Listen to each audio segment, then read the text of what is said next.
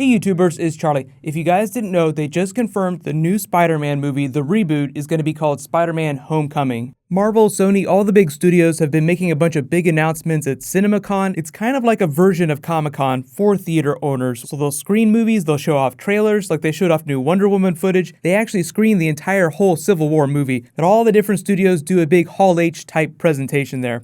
Sony flew Tom Holland in to make the announcement, hey, this new Spider-Man movie we're making, it's called Spider-Man Homecoming. It's coming out July 2017. They haven't announced who the villain is, but the funny thing about Homecoming, the title means a whole bunch of things. It's a big metaphor. It's a high school reference, as in the homecoming dance. He's supposed to be 15 years old, freshman in high school in this first movie. Homecoming is also a wink to Spider-Man coming back into the Marvel Cinematic Universe. So it's like he's coming home. But the title Homecoming will also apply to the villain's storyline, like the villain will have a homecoming of sorts. They haven't confirmed who it is, but Kevin Feige did say that it would be a villain that we have not seen in the Spider-Man movies before. They did confirm that Michael Keaton will be playing him. That's right, Batman is going to be the villain of the new Spider-Man film. No, but seriously, if he's not going to play Kraven, there are a number of other big options he could be. There's Mysterio, there's Morbius, there's the Jackal, there's Morlun, but that's more of a multiverse character. Like, that was a big Spider-Verse villain. Hold the phone, though. What do you guys think about this? He's playing the Vulture. Isn't that a great idea? I know it kind of seems silly because he played Birdman,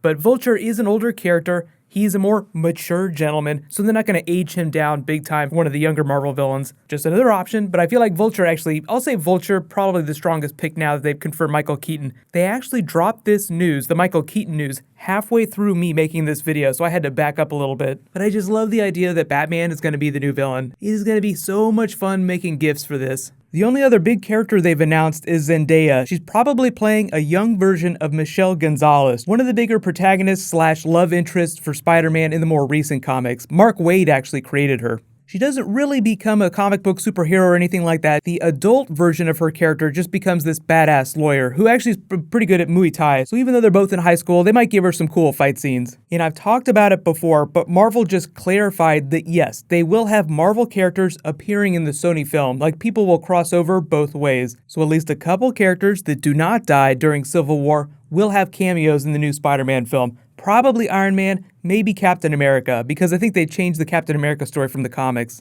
But the really funny thing about Tom Holland this weekend, he's a total trooper. They had the Captain America Civil War Hollywood premiere, like they had the big red carpet premiere, so all the stars came out. But because Sony was doing their CinemaCon presentation for this and they wanted him for the unveiling, they flew him down from Los Angeles to Las Vegas for like 10 minutes. Then he turned right back around and flew back to LA for the after party for Civil War, which is so funny. But everybody that got to see Civil War early last week said that he is like the best version of Spider-Man so far. So now is the time to get hype.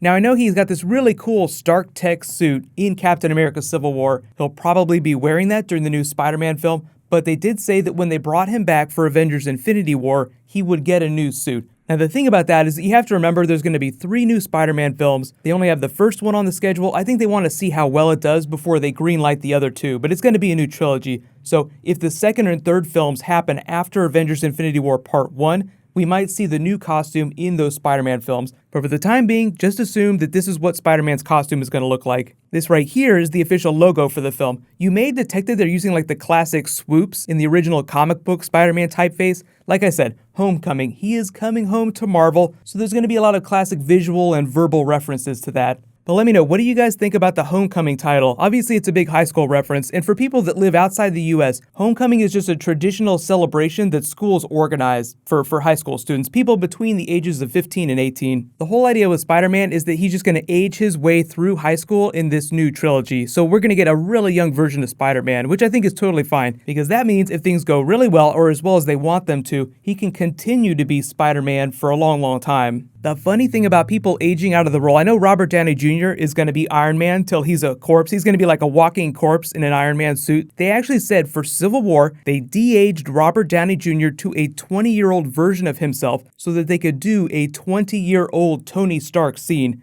This is what Robert Downey Jr. looked like when he was 20 years old. If you don't recognize this, it's from Weird Science. When Robert Downey Jr. was about this age, a lot of the movies that he starred in cast him as the douchebag character. Try to guess how high he was on set every day when he was playing this character. Good times, good times. Speaking of which, Agents of S.H.I.E.L.D. had a big WTF reveal, so I'll do my Agents of S.H.I.E.L.D. video later tonight. There's a bunch of other comic book stuff that I'm trying to get through, so be sure to subscribe to get everything. What I'll probably do is I'll do another Doctor Strange video towards the end of the week, but there's some Flash stuff, there's some Arrow stuff I want to do, so there's a whole bunch of stuff going on this week. While you guys wait for me to post that video, you can click here to watch the Doctor Strange trailer again, and you can click here for the big Game of Thrones trailer video I just did. Thank you so much for watching, everybody. Let's high five. I'll see you guys tonight.